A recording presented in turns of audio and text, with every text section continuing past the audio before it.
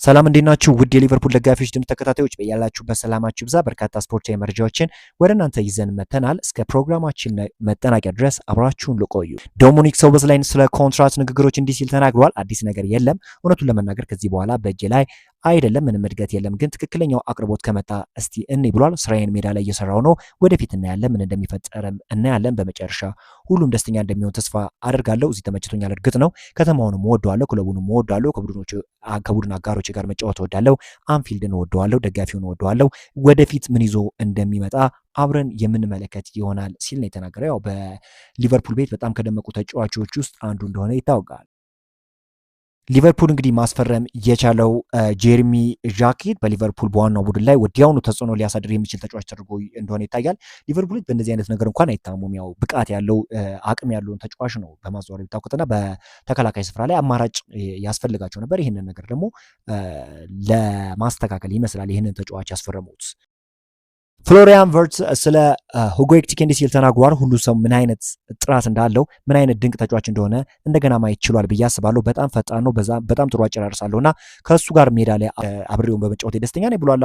አንድ ሚድፊልደር እንግዲህ አጥቂው ጥሩ ሁኔታ ላይ ሲሆንለት ደስተኛ ነው የሚሆነው። ምክንያቱም ፍሎሪያን ቨርትዝ ብዙ ጊዜ ኳሶችን የጎል ዕድሎችን ይፈጥራል፣ ግን የሚጠቀምለት ተጫዋች ነበር ያጣው። አሁን እንግዲህ የሁጎ ኤኪቲኬ ወደ አቋሙ መመለስ በብዙ ዳይሬክሽን ክለቡንም ሆነ ለፍሎሪያን ቨርትስም ቢሆን ጥቅም ይሰጠዋል ተብሎ ይጠበቃል።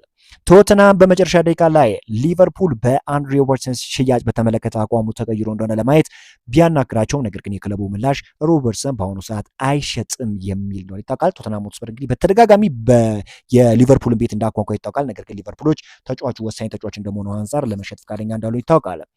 ሜሎሽ ከርኪሽ ስለ ኒውካስትል ጨዋታ እንዲህ ብሏል። በጣም ደስተኞች ነን። በስታዲየሙ ውስጥ ከደጋፊዎች ጋር ታላቅ ድጋፍና ትልቅ ጉልበት ነበረን። ደጋፊዎቹ የማይታመን ነበሩ። እውነቱን ለመናገር እንደዚህ አይነት ስሜት ተሰምቶኝ አያውቅም። በጣም እብድ ነበረ።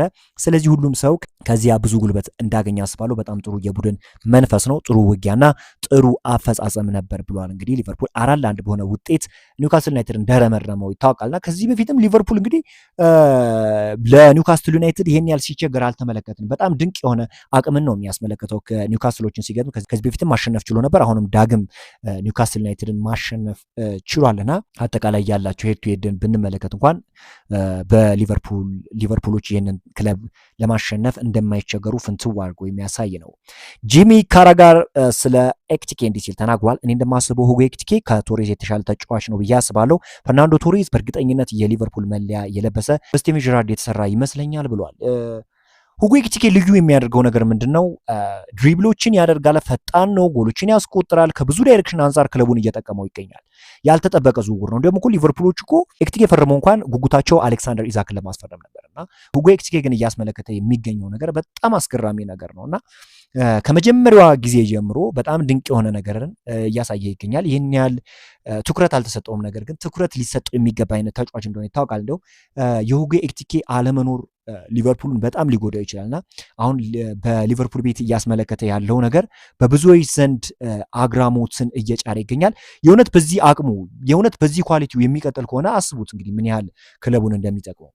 ሊቨርፑል የአሰልጣኝን ለውጥ እንዲያደርጉ የሚያስገድዳቸው ነገሮች አርኔ ስሎት ለሻምፒዮንስ ሊግ ብቁ መሆን ካልቻለ እና በዚህ የውድድር ዘመን ውድድር ላይ ከፍተኛ ደረጃ ላይ ካልደረሰ ከ1 እስከ 5 ካላጠናቀቀ አሎንሶ ወደ ሊቨርፑል የሚመጣበት እድሉ ከፍተኛ እንደሆነ ነው እየተገለጸ የሚገኘው። አሎንሶ በሪያል ማድሪድ ቤት ጥሩ የሚባል ነገርን አላሳየም። ነገር ግን ሪያል ማድሪድ አሁንም ቢሆን አጠቃላይ ስኳዱ ላይ ያለው ድባቡ ጥሩ አለመሆኑ ከባቢው ጥሩ አለመሆኑ እንጂ የእውነት ዣቪ አሎንሶ ወደ ሊቨርፑል የሚመጣ ስክት የሚል አይነት አሰልጣኝ እንደሆነ ሁላችንም እናውቃለን፣ ተጫዋች የሚገዛለ ከሆነ። ነገር ግን በማድሪድ ቤት ተጫዋቾቹ የሚፈልገውን ነገር እያደረጉለት አልነበረም። በሊቨርኩሰን ቤት የሰራውን ነገር አምቢቴብል ስኳድ ነው የሰራው ታስታውሱ እንደሆነ እና ከዚህ አንጻር ወደ ሊቨርፑል ቤት ቢመጣ ደግሞ ለሱ የሚመቹ አይነት እንደ ፍሎሪያን ቨርትስ አይነት ተጫዋቾች አሉ፣ እነ ጀረሚ ፍሬምቦክ አብሮ የሰራቸው አይነት ተጫዋቾች አሉና ከዚህ አንጻር ይህ አሰልጣኝ ወደ ሊቨርፑል ቢመጣ ከብዙ ነገር አንጻር ይጠቀማል ተብሎ ይጠበቃል። ከዚህ በፊት ደግሞ በሊቨርፑል ቤት ተጫውቶ እንዳሳለፈ ይታወቃልና ከሌሎች ክለቦች አንጻር ሊቨርፑልን የመምረጥ እድል ይኖረዋል። አሁንም ቢሆን አርነ ስሎት ብዙ ነገሮችን ማስተካከል የማይችሉ ከሆነ ከሊቨርፑል ቤት የመልቀቅ እድል እንዳላቸው ታማኝ የሚባሉ የዜና አውታሮች እየገለጹት ይገኛሉ። እኔም አዲስ የሚመጣ መረጃ ካለ ወደ እናንተ የማደርሳችሁ ይሆናል።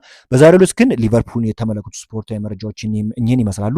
አብራችሁን ስለቆያችሁ ከልብ አመሰግናለሁ። በሰፊው በሌላ ቀን አዳዲስ መረጃዎችን የማቀርብላችሁ ይሆናል። አብራችሁን ስለቆያችሁ ከልብ አመሰግናለሁ።